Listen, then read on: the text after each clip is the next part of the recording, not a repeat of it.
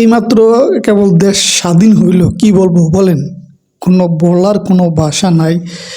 দেশ স্বাধীন করার জন্য আপনারা অনেকে জানেন যে অনেকগুলা ভিডিও আমি আমার এই চ্যানেলে দিছি এবং কথা বলছি সরকারের বিরুদ্ধে। কিন্তু আমরা যারা এই ভিডিওতে কথা বলছি আমাদেরও তো রিস্ক ছিল, তাই না? তাও তো প্রতিবাদ আমরা করছি, যেমনি পারছি করছি। এবং দেশ স্বাধীন হয়েছে, খুশি হলাম, কিন্তু আসলে খুশি হয়েও এখন খুব বিপদে আছি।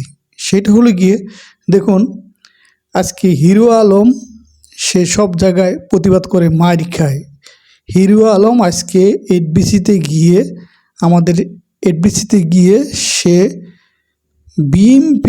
বিএমপির লোকের হাতে সে মার খাইতে হইল এবং তাকে অপমান করা হলো।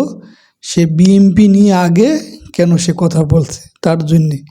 আজকে দেখুন, আমি আরেকটা কথা শুনলাম, আমার এলাকার লক্ষ্মীপুর আমার জ্যাঠাতো ভাই সেও কিন্তু বিএমপি করে। বিএমপি বলতে কি, সে ছোটোখাটো একজন কর্মী, যে ভোট হইলে ভোট কেন্দ্র যাইবে, ভোটটা দিয়ে চলে আসবে, মুখে মুখে সে বিএমপি সাপোর্ট করে। এটা বিএমপির যে এলাকায় আমাদের লোক আছে তারাও জানে। অথচ দেখেন একটা ক্যাচাল ছিল তার সাথে। এটা এলাকায় থাকলে তো আপনার একটা ক্যাচাল পাশাপাশি লোক থাকবেই। এই আওয়ামী লীগ সরকার বিদায় হওয়ার পরেই সেই আমার জ্যাঠাতো ভাইয়ের বাড়ি গিয়ে তার বাড়ি একেবারে ভেঙে ফেললো, ভেঙে তার গরু ছাগল টাকা পয়সা যা আছে সব নিয়ে গেছে। তাহলে বলুন, বিএমপি ক্ষমতায় এখনও আসে নাই, তো তারা যেভাবে এখনই লুটপাট শুরু করছে, যদি আসে তাহলে কি হবে? আমরা তো সবাই মনের থেকে চাইছি যে একটা বিএমপি একটা দল আসুক, কিন্তু যদি এরকম করে তাহলে আমরা কিভাবে তাদের কাছ থেকে ভালো কিছু আমরা আশা করব বলুন? তো দেশটা আমাদের ছাত্র ভাইরা কি এই কারণে দেশ স্বাধীন করছে? আর 16 বছর তো বিএমপি যুদ্ধ করে তাদের একটা কিছুই করতে পারেনি তাদেরকে। তাহলে আজকে যে ছাত্র ভাই, শুধু ছাত্র ভাইরা যে স্বাধীন করছে তা তো বললে হবে না। সেই ছাত্র ভাইদেরকে আমরা সাপোর্ট দিছি, রিস্কাওয়ালা ভাই, শ্রমিক ভাই, যে যেমনি পারছে সে সেমনি মাঠে এসে সাপোর্ট দিছে, পিস থেকে সাপোর্ট দিছে, টাকা দিয়ে খাবার দিয়ে, যে যেমনি পারছে, যা পারছে, পেয়ারা দিয়া, সিঙ্গারা দিয়া, যে যেমনি পারছে তাদেরকে সাপোর্ট দিছে। আজকে এত কষ্ট করে সবাই দেশ স্বাধীন করলাম, আর বিএমপি এখনও ক্ষমতায় আসে নাই, তারা না এসে এইভাবে অত্যাচার শুরু করছে। তাহলে কি আশা করবো তাদের কাছ থেকে বলেন? তো হিরো আলমকে নিয়ে যে বিষয়গুলো হয়েছে সেই ভিডিওটা এখন আমরা দেখব এবং আপনারা আসলে আপনাদের মতামত জানাইবেন। তবে একটা কথা, আমরা চাই নতুন বিএমপিও না, আওয়ামী লীগও না, আমরা নতুন একটা দল চাই, যেই দল আসলে আসলে আমাদের দেশে কোনো মারামারি থাকবে না, কোনো কাড়াকাড়ি থাকবে না, সুন্দর একটি দেশ হবে এবং স্বাধীনভাবে আমরা চলতে পারবো, স্বাধীনভাবে আমরা কথা বলতে পারবো। অবশ্যই সেটি আমাদের ছাত্র ভাইদের থেকে এবং এটি আওয়াজ তুলতে হবে এবং আমরা আছি, পাশে ছিলাম এবং থাকবো ইনশাআল্লাহ। চলুন হিরো আলমের ভিডিওটা দেখি আমরা।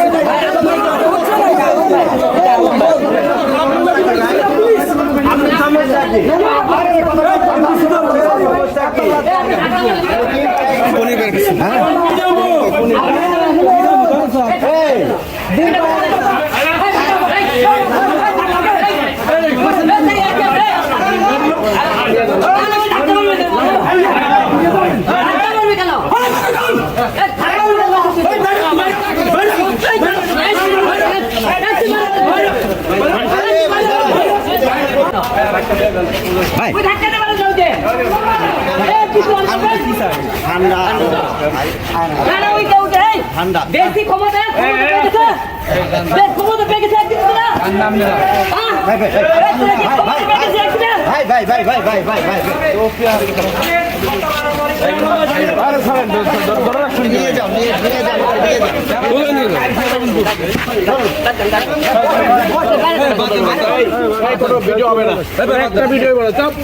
আপনাদেরকে একটা কথা বলতে চাই, দেশ স্বাধীন হয়েছে, শহীদের সাথে পতন হয়েছে, কিন্তু স্বাধীন দেশে আমরা আজকে স্বাধীন এখনো আবার না।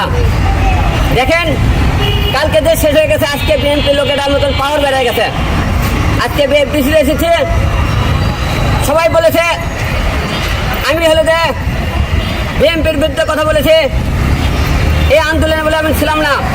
সারা বাংলাদেশের লোক দেখেছেন, এই ছাত্র আন্দোলনে ছাত্ররা একাই কি পতন করতে পারছে? এই খুনি হাসিনার কি হাসিনা ছাত্ররা শুধু একলাই, আর বিএনপিরা 15 বছর ধরে কি আপনি হাসিনাকে ক্ষমতা নামান পেরেছিল? পারেনি। ছাত্র আন্দোলনেরা আমজনরা সবাই মিলে এই শহীদের সাথে পতন হয়েছে। আজকে বিএনপির লোকেরা আজকে আমাদের দেখে মনে করেন এখনই তাদেরকে ফেনা তোলা শুরু করেছে, এরা তো ক্ষমতা পায়নি। এটা আজকে আমাদেরকে আজকে এপিসি এসেছে, আমাদের সাথে অনেকেই খারাপ ব্যবহার করেছে, যে তুই হলে বিএনপির বিরুদ্ধে কথাবার্তা বলেছে। তাহলে বিএনপির বিরুদ্ধে কি কথাবার্তা বলেছে আপনারা দেখেছেন? আমরা যখন কথাবার্তা বলেছিলাম এই ছাত্র আন্দোলনের মধ্যে, আমি আপনাকে দেখেন না, আমি নিজের জীবনের কথা বলে মনে করিনি। ঢাকা 17 আসলে যখন নির্বাচন হয়, নিজের জীবন বিজিয়ে দিলাম জনগণের জন্য। যে কোনো জায়গায় যে কোনো অন্যায় প্রতিবাদ আমি জলম করেছি, কয়েকজন প্রতিবাদ করেছে। আপনারা দেখেন, আজকে বাংলাদেশে মৌলিক মানবতার ফিরিয়ালা দেখেছেন। এই মানবতার ফিরিয়ালাগুলো আপনারা দেখেছেন কতটা ছাত্র রাজনীতির সাথে ছিল, এই আন্দোলনের সাথে ছিল না। আজকে আমার সাথে তারা খারাপ ব্যবহার শুরু করেছে। আপনারা দেখেছেন আমি এই আন্দোলনের শুরু থেকে ছিলাম, এখনো আছে। এবং আপনারা সবাই দেখেছেন বিএনপির টাইমে যখন যে রুল কমিটির বিরুদ্ধে মামলা করেছিলাম, এরকম মামলা আমরা নিজেরা কেউ করতে চাইনি। আপনি দেখেছেন পুলিশ প্রশাসনের উপর থেকে ডিবি থেকে আমাকে জোর করে করা হয়েছে। আর একটা জিনিস ক্লিয়ার করে কয়েকদিন আগে ছাত্ররা যে তারা বললো আমরা এই দলে 6 জন যে ডিবিতে বক্তব্য দিয়েছিল, ডিবিতে ওই ছাত্রদের বক্তব্য ছিল না, সেখানে বক্তব্য ছিল, ছাত্ররা বাইরে এসে বলেনি ওটা আমরা বক্তব্য আমরা নিজেরা দিতে হবে। এরকম আমরাও পরিস্থিতি শিখেছিলাম, যেতেই পরিস্থিতি শিখেছিলাম, কিন্তু আমরা ছাত্র আন্দোলনের সাথে ছিলাম না। তাহলে আজকে তারা আপনারা একদিনে যে আপনারা রূপ চেঞ্জ করে ফেলে দিলেন, ক্ষমতা আপনারা পালেন না। তাই এই দেশের সরকার বুঝতে পারছে এবং আপনার জনগণ বুঝতে পেরেছে আপনারা এখনই এরকম করতেছেন, ক্ষমতা পেলে আপনারা কি করবেন? তাই এখনো সময় আছে, হিংসা বিবাদ ভুলে দিন শেষে সবাই ভাই ভাই এই কথা বলবো সবাইকে। আলম ভাই, আপনি যেটা বলছিলেন যে ডিবি অফিস থেকে আপনাকে জোর করা হয়েছিল যে আপনি রুহুল কবির রিজভির নামে মামলা করেন, মানে এই ব্যাপারটা একটু ক্লিয়ার করুন, কারণ এই ব্যাপারটা আজকে আপনি প্রথম বলছেন, মানে এর আগে কখনো আপনি এই কথাটা বলেননি। এর আগে আপনারা এখানে প্রশ্ন করেননি। ওকে, এই প্রশ্নের উত্তর কি আপনারা সামনে চাইছিলেন?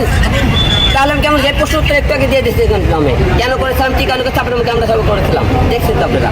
কিন্তু ওই সময় কি চাপের মুখে আপনি পড়েছিলেন, মানে এই ব্যাপারটা একটু যুক্ত করবো। সেই টাইমে আমরা যদি চাপের মুখে না করি, তারা আমাকে মামলা দিয়ে 14 থেকে ভরে রাখছে।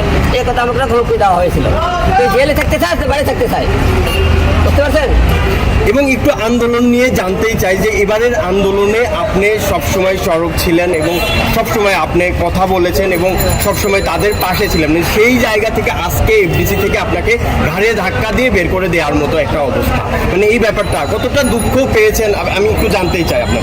অবশ্যই আমরা দুঃখজনক, লজ্জাজনক। এই ছাত্র আন্দোলনের শুরু থেকে ছিলাম, লাস্টেও ছিলাম, এখনো আছে। তারা নিজেরাই বিএনপির আজকে বড় বড় কথা বলতেছে, আমাকে কার ডাক্তার দেবেরকে দিবে চাইতেছে। তারা কি 15 বছরে আপনি এই সরকারের পতন করতে পারছে? কত জ্বালার পরে আন্দোলন করতে পারছে? পারেনি। ছাত্র সমাজ, আমজনতা সবাই মিলে কিন্তু এই সরকারের পতন করাইছে। এরা ভুলে গেছে অতীত, একদিনের মধ্যে আজকে রূপ পাল্টে গেছে, একদিন আর দুদিন পরে আছে।